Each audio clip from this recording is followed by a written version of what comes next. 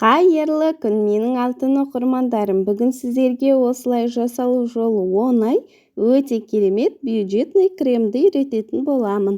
Менің арнама тіркеліп, қоңырау батырмасын басып қойыңыз, лайк басып, комментарий жазуды ұмытпаңыздар. Ең алдымен бөлме температурасында тұрған сары майымызды осылай жақсылап миксерлеп аламыз. Сары майымыз міндетті түрде бөлме температурасында шамамен 24-25 градуста бір күн тұрған болу керек. Сол кезде креміміз жақсы шығады, миксерлегенде өте жақсы араласатын болады. Сары майымызды осылай ақ түске енгенше шамамен 2-3 минуттай миксерлеп аламыз. Міне қараңыз, осылай ақ түске енеді.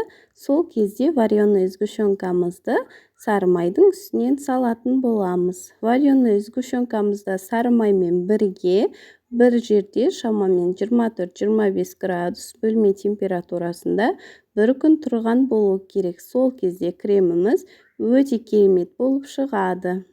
Осылай вареный сгущенкамыз бен сары майымызды шамамен 2-3 минуттай миксерлейтін боламыз. Түйіршіктер міндетті түрде болмау керек. Сол кезде креміміз өте жақсы болады. Осылай жақсылап миксерлейміз. Сол кезде креміміз кішкене светлый түске енеді. Міне креміміз осылай дайын болды. Қараңыздар, осылай қою болып шығады.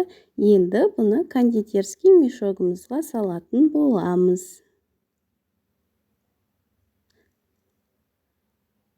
Міне кондитерский мешокқа бәрін салып алдық.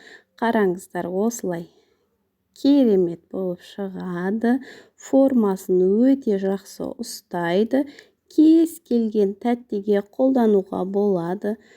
Бисквитный тортқа, шоколадный тортқа, сникерс рулеттеріне, панкейкке, кез келген затқа қолдана беруге болады. Формасын өте керемет ұстайды. Өте дәмді, өте бюджетный крем. Міне қараңыздар, қалай формасын керемет ұстайды. Осылай креміміз дайын. Менімен бірге болғандарыңызға рахмет. Келесі кездескенше сау болыңыздар.